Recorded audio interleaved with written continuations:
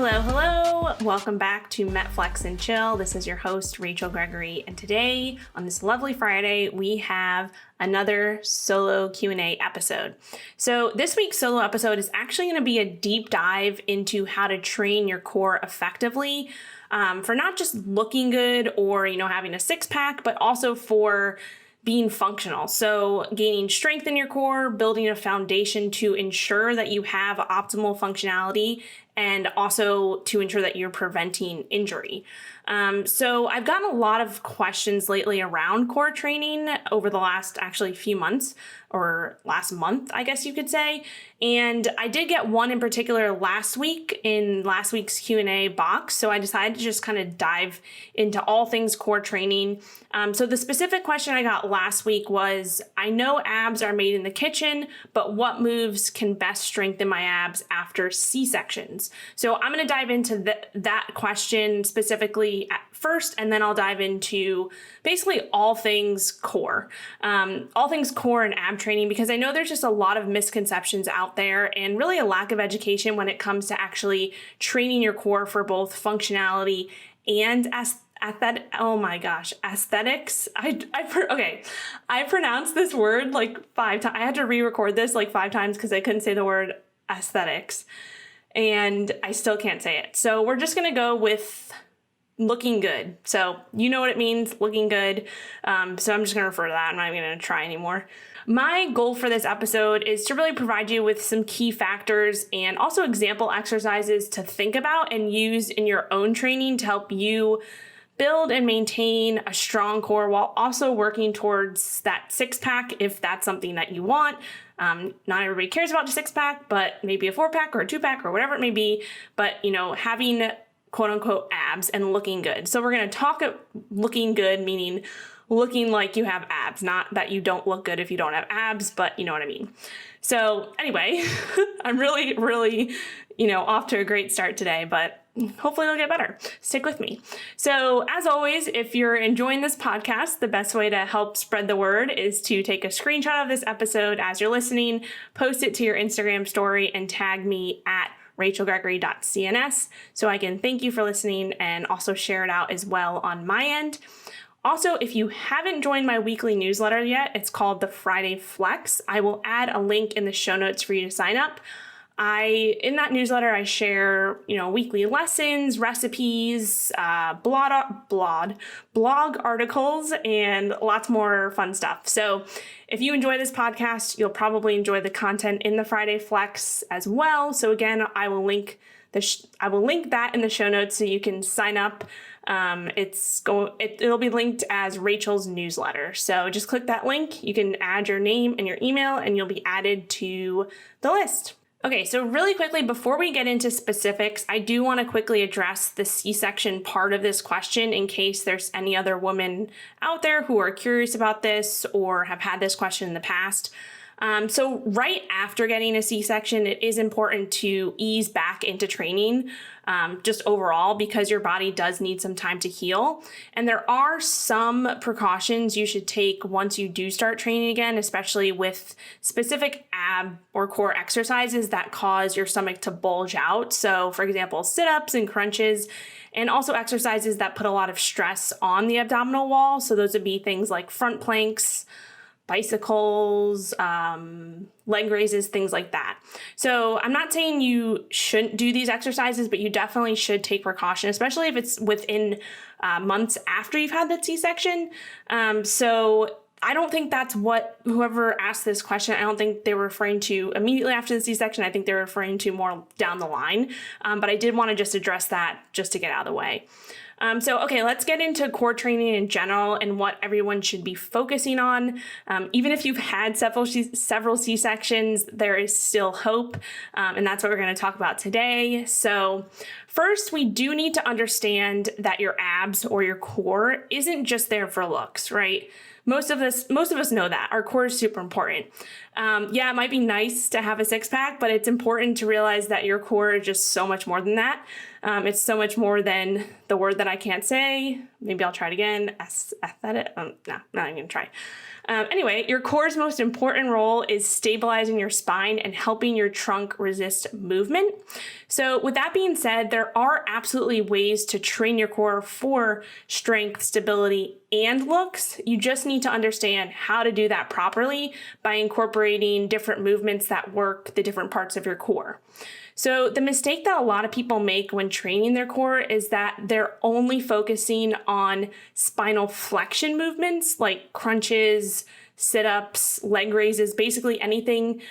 If you think about your spine flexing, any of those movements, that's really what a lot of people focus on. And these movements are actually primarily training the rectus abdominis muscle, which is the visible layer of muscle we see, under our stomach, or this is known as our abs or six pack, whatever you want to call it. But like I said before, your core is made up of so much more.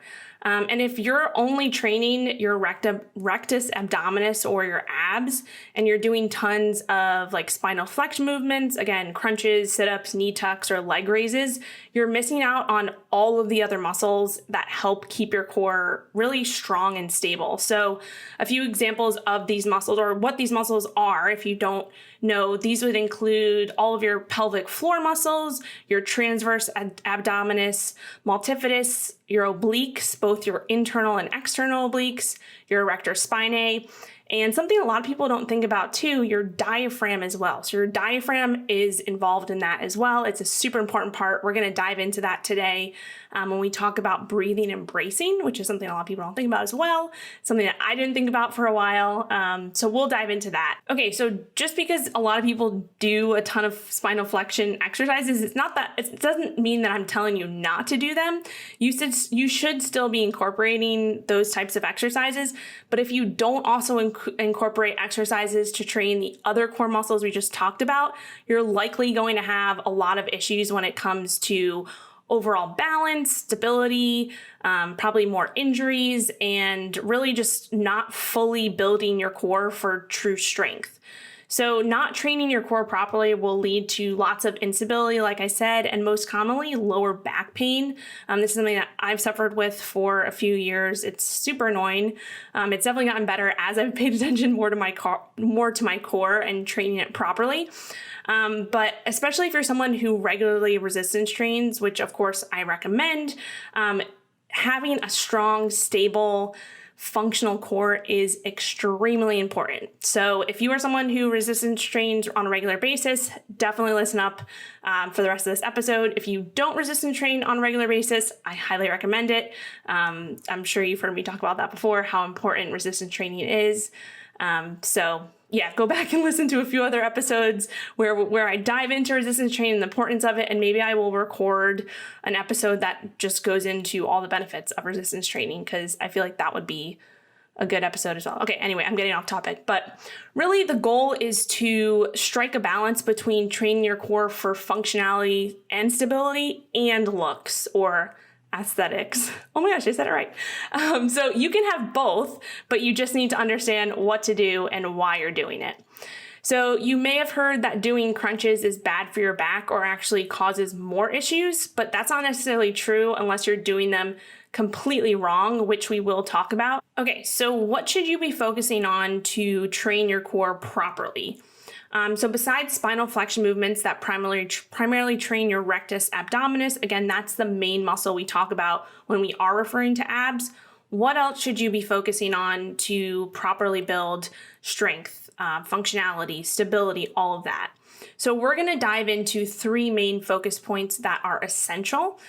So the first is called anti-movement training. So the term anti-movement training basically encompasses all of the other core movements and muscle groups outside of that spinal flexion and rectus abdominis training that we just talked about. And the goal of anti-movement training is to basically create an internal tension by using external movements or resistance, which attempt to force you out of a specific position. So as it said, anti-movement. So you're resisting the movement. You're basically bracing against external forces, which will in turn build stability and strength. So we actually have three main categories of anti-movement training. They include anti-rotation, anti-extension, and anti-lateral flexion. So I know that's a lot of words, but I'm going to take you through each one and provide example exercises so you know exactly how to incorporate these into your weekly training protocol or whatever it may be. And if you're not familiar with these exercises, or you are looking for more structure and guidance for how to approach your resistance training overall, definitely check out my exercise programs on my website. I will link those in the show notes, or I'll link the link to that in the show notes. Or you can apply for one-on-one coaching with me, where I do create a customized training program for you. And we also dive into nutrition as well, of course. So again, I'll link both the one-on-one coaching application and the exercise programs in the show notes so you can check those out. Okay, so back to the three different categories of anti-movement exercises. So I'm just gonna bring you through these real quick. So the first is anti-rotation, like I mentioned. And with this, you wanna think resist rotation at the spine. So anti-rotation, resist rotation at the spine. So these would be exercises like dead bugs, Pollock press variations, Swiss ball, stir the pot, and half kneeling push-pull exercises. So that's the first one. The second one is anti-extension. So with this, you want to think resisting extension at the spine. So these would be exercises like planks, all types of planks, hollow body holds, rollouts, so using things like the ab wheel, or slider body saws. So those would be examples of anti-extension exercises. And then the last category of anti-movement exercises are anti-lateral flexion. So that you want to think resist bending sideways. So anti-lateral flexion, resist bending sideways. So these would be exercises like loaded carries. So suitcase or farmer's carries are the most common ones that most people think about when they hear loaded carries. So that would be, either holding dumbbells or kettlebells in your hands and literally just walking back and forth. Loaded carries are not only a great core stimulator, but they also are a total body exercise. So if you haven't been implementing any type of loaded carries into your programming, I highly recommend it. It's a great full body exercise. Anyway, and then the last kind of category for anti-lateral flexion exercises are different side plank variations. Okay, so that's the first focus. So if your weekly training doesn't include movements, preferably one from each category that I just talked about, then you're missing out significantly on building a core that is functional, strong, and one of my favorite phrases, anti-fragile.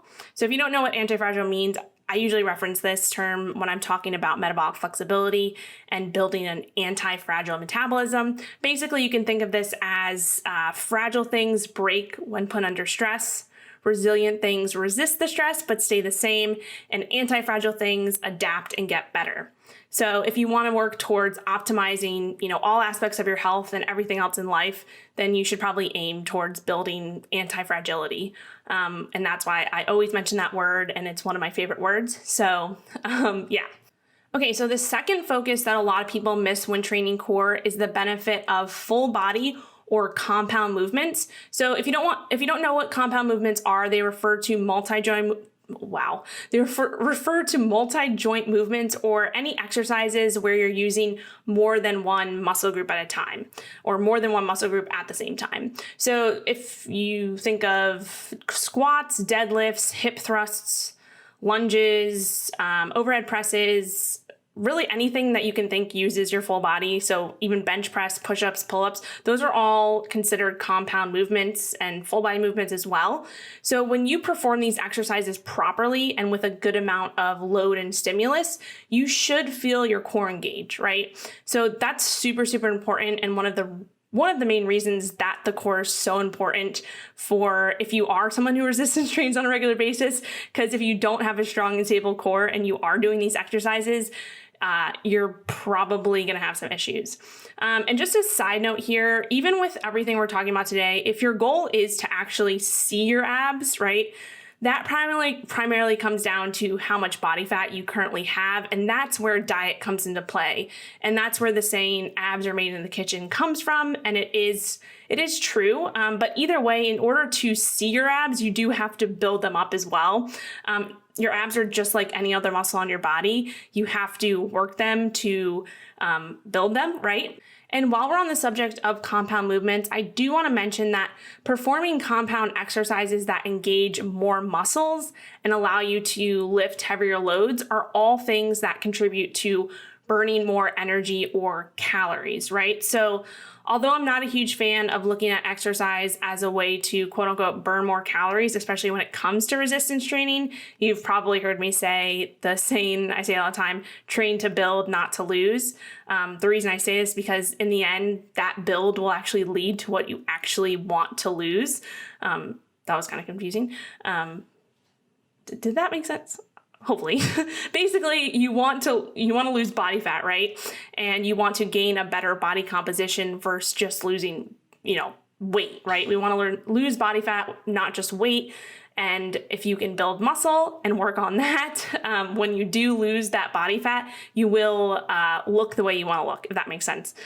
So again, although I'm not a fan of solely doing exercise to quote unquote burn calories, if you're not incorporating compound movements into your training every day, you're probably missing out on utilizing your full energy store potential. And in the long run, that leads to more fuel used or burned, which just means calories burned, and in turn will help with the process of losing body fat and seeing your abs. So they all play into each other, right? So when you're training, just think the more muscles working at the same time, the more calories or energy is burned. Okay, back to core training. Compound movements and full body exercises force you to use your core for exactly what it was created for, right? Which is mainly stabilization. So again, if you're not incorporating compound movements, you're missing out on a lot of gains when it comes to building your core for strength, functionality, and oh my gosh, I can't say the word, aesthetics. Oh man. So again, you're missing out on building all aspects of your core, strength, functionality, and looking good. Okay, so the third focus ties into the last one, and it has to do with the importance of proper breathing and bracing when it comes to train your core, and then also, again, just resistance training in general. And this is definitely something I personally neglected for a long time, and probably one of the main factors that played into my personal back injury a few years ago. And this focus of, breathing and bracing probably actually should have been number one, but, these three focuses aren't in any hierarchy. They all matter, but I would say if you haven't focused on proper breathing and bracing before, this is probably where I would start. First before worrying about the other things. They all matter, right? I would focus on them all. But if you've never focused on breathing and bracing, I would say start there first, just because it is super, super important. They're all important, but this one's super important. So breath work and proper bracing techniques is definitely one of the most underrated aspects of core training, and even just resistance and strength training in general, like I mentioned. So breathing actually works the deepest core muscles we have and helps contribute to better posture. It builds strength in our pelvic floor and our abdomen. And it also works our central nervous system, which is super important as well for building that up, especially when it comes to training and, being in shape and all of that. So with any sort of training, you do need to know how to properly create what we call intra-abdominal pressure. And this is what stabilizes your spine and actually activates or quote unquote turns on your core muscles. So creating intra-abdominal pressure comes down to actually properly breathing into your diaphragm, which is something a lot of people don't know how to do. It's something that I struggle with for a long time. I finally, after practicing it for a while, I think I finally got it down, but it takes practice for sure. You can think about it as basically like diaphragmatic breathing is breathing deep into your belly versus just breathing through your chest. So when it comes to breathing, actually Ben Pakulski is an expert when it comes to all things breathing and bracing. And we actually dive into a few of his tips for properly breathing in episode 8 of this podcast. So I will link that in the show notes if you haven't checked it out already. Proper breathing and bracing is not only essential for lifting weights, like I mentioned, but it's also a fundamental part of just being overall healthy. So again, we talk a lot about this in that episode with Ben, and he dives into so many different things that I'm not going to dive into today, but definitely check that out. Again, I'll link it in the show notes after you finish listening to this episode, obviously. So one of the most popular bracing techniques when training or lifting weights is practicing what you've probably heard of as the Valsalva Maneuver. So the Valsalva Maneuver is traditionally used in the medical field to test the body's ability to compensate for changes in basically the amount of blood that returns to the heart when you're testing the autonomic nervous system. And it's also a technique used to help restore a normal heart rate if your heart starts beating too fast. So it's a technique to do that as well. And the goal of the Valsalva maneuver is basically to trap air in your lungs and create pressure like inside your abdomen. So this is that intra-abdominal pressure we just talked about, right? So when we're talking about training and lifting weights, it allows you to basically, stabilize your torso under a heavy load. So if you're, squatting or deadlifting, it's something that is absolutely essential to preventing injury and, again, just stabilizing you as you are lifting heavy loads. So essentially what you're doing with the Valsalva maneuver, I'm just going to kind of walk you through it. Essentially, you're just taking in a big breath of air, think breathing deep into your belly, and then forcefully breathing out, but not actually releasing any air through your nose or mouth. So again, deep breath in. I'm not going to try to do it while I record, but a deep breath into your belly, forcefully breathing, take the deep breath, hold it, and then forcefully breathing out, but not actually releasing any air. So one of the examples that a lot of people use to help kind of picture this better is to compare a plastic water bottle with a lid on versus one without a lid, right? So if you have a plastic water bottle with no lid on, you can just think about it, you can easily squeeze the bottle in your hands and crush it, right? But when you put the lid on, when you try to squeeze it, the air inside will actually push out against the walls of the bottle, which will keep it from being crushed, right? So this is essentially how the Valsalva maneuver works. You can just think of your belly or your abdominal cavity as that water bottle, and as you create pressure within your belly, it helps keep your torso strong and rigid. Again, this stability or the rigidness is super, super important, especially when it comes to lifting weights and putting your spine under any heavy loads, like, again, squatting, deadlifting, anything like that. Also, one quick thing that I need to mention about the Valsalva maneuver is that if you do have any medical or cardiovascular issues, especially blood pressure issues, you definitely want to consult your doctor before trying this because it can be dangerous due to that pressure buildup. So if you have any prior issues with blood pressure or anything cardiovascular, definitely don't try this without consulting your doctor first.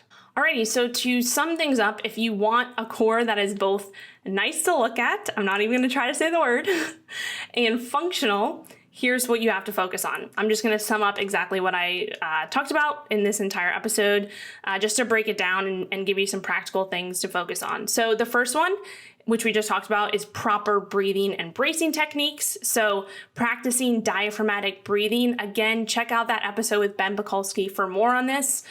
He dives deep into proper breathing and how to actually go about it.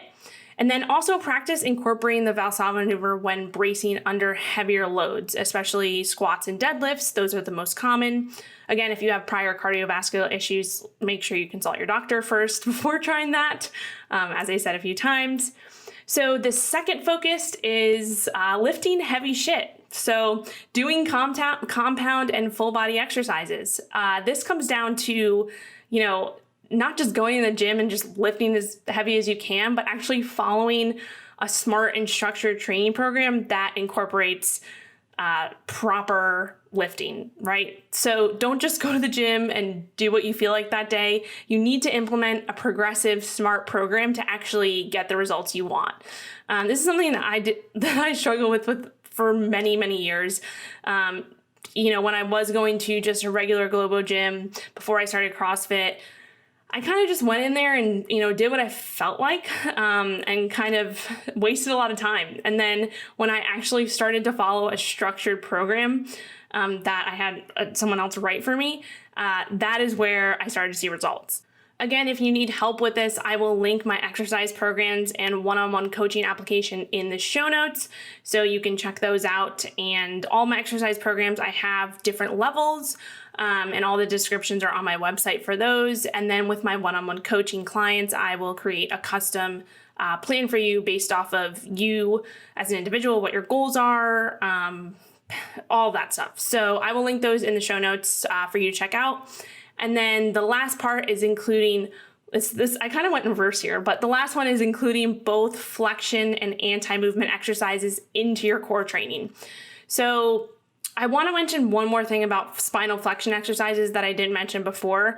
So first and foremost, with any flexion-based exercises, you should literally be flexing at your spine and compressing your rib cage down. So if you're not doing this, you're basically missing the point and probably are causing more harm than good. So I want you to think next time you do any type of crunch variation, whether it's whatever type of crunch, so crunch, sit up, reverse crunch, anything, focus on pulling your rib cage down and exhaling as you perform the exercise. So as you flex, you want to be exhaling. This will lead to a greater mind muscle connection to your rectus abdominis or your abs, and be so much more beneficial for you to actually be doing effective reps rather than just going through the motions. And that's something that we need to think about as well. Like when you are lifting weights, when you are going to the gym and doing whatever you're doing, if you're not doing effective reps and you are just going there and going through the motions, honestly, you're just wasting your time. So that's another thing that you have to be mindful of. If you really want results, you have to be doing effective reps, and you have to be strategic about it and actually purposeful about it, right? Or else you're just wasting time. So when we're talking about spinal flexion exercises, a good amount to shoot for in your training program would probably be about 2 to 3 spinal flexion exercises per week. And you want to do those in around the 8 to 25 rep range and around 8 to 12 sets per week. So that's a good amount of volume and intensity to do those flexion exercises at, or those, you think crunches, sit-ups, leg raises, anything where you're flexing your spine. So my favorite spinal flexion exercises are the decline crunch, particularly with a slow eccentric. I really feel that in my core and my abs. The next one would be a cable crunch. And with the cable crunch, you really need to focus on that mind muscle connection here, because this is one that a lot of people have a tough time with. And you kind of this is one where you can easily just go through the motion and not even, get an effective rep out. So you really should focus on the mind muscle connection with any type of cable crunch. And you want to add weight to these if possible. Like obviously with the cable crunch, you're using a cable machine, so you're adding weight. And you just don't want to do, like with any crunches, right? You don't want to just do like hundreds of crunches. Your rectus abdominis or your abs is just like any other muscle, right? It's like any other muscle on your body. You need to give it the proper stimulus to grow. And if you're not, adding weights or progressing through these, and you're just doing like hundreds and hundreds of crunches, you might see results, but you will get better results if you actually add a little bit more stimulus to it. So, things like I mentioned, decline crunch, doing a slow eccentric on the way back, that will add more tension or time under tension, right? You're slowing down the motion. With your cable crunch, you can add weight to that, obviously. You can do, another one of my favorites is reverse crunches. That one is kind of hard to add weight to. But that's a really good one if you know how to do it properly. Remember, flexing at your spine is the main thing to think about. So that would be flexion. And as far as anti-movement exercises go, incorporating at least one per category per week in your training program is probably ideal. So again, the 3 categories for anti-movement exercises are anti-rotation, anti-extension, and anti-lateral flexion. So I'll quickly go through my favorites for each of these categories, and then we'll end there. But I just want to give you some examples again, and obviously tell you my favorite. So for anti-rotation, remember these resist rotation at the spine. My favorites would be any of the Pallof press variations. I don't know if I ever say that right. It's spelled Pallof. press variations. Polyf, some people say Polyf, some people say Polov. Anyway, Polyf press variations. So some of these would be like half kneeling or standing variations. You can do them like isometric holds, or you can do presses in and out. I really, really love those for anti-rotation. I also like anti-rotation dead bugs. So you can do this using a Swiss ball or bands. And then I also like a Swiss ball stir the pot. So those are a few of my favorites for anti-rotation. For anti-extension, remember these are resisting extension at the spine. So a few of my favorites in this category would be hollow body variations, so hollow body holds, sweeps, flutter kicks, things like that. Slider body saws are also my favorite. Sometimes I do these with, actually at my gym, we don't have sliders. So I actually use paper plates on the wood floor. So it's a little hack. Little mini paper plates can be used as sliders. Or you can actually do these on the TRX as well by looping your feet in and just basically slide. Think of a saw. You're sliding back and forth like a saw. So those would be slider body saws. And rollouts or the ab wheel would be another one of my favorite anti-extension exercises or core exercises. With the ab wheel, you do have to be careful with this because a lot of people tend to do this wrong. So I would just make sure if you do try to do rollouts or the ab wheel that you're doing it properly and you want to think you're pulling your belly button back into your spine. You don't want to just like flail out and completely like drop your back or drop your stomach, to the floor. You want to have a slow and controlled motion and think about pulling your belly button like basically to the back of your spine when you are rolling out. So that's just an example of how to focus on that if you do decide to do rollouts or the ab wheel. And then lastly, anti-lateral flexion. So remember, these are resist bending sideways. So anti-lateral, lateral means sideways. So you're resisting the sideways bend. And so for these, my favorites would be side planks with a row. So whether that's doing a banded row or a cable row and you're in a side plank position, that's a really good one. Kettlebell bottoms up farmer's walk is probably my other favorite, and then suitcase carries. So those are examples of loaded carries. I particularly like the kettlebell bottoms up farmer's walk because that also works your shoulder stability. So you're getting both shoulder stability and core stability at the same time, killing two birds with one stone.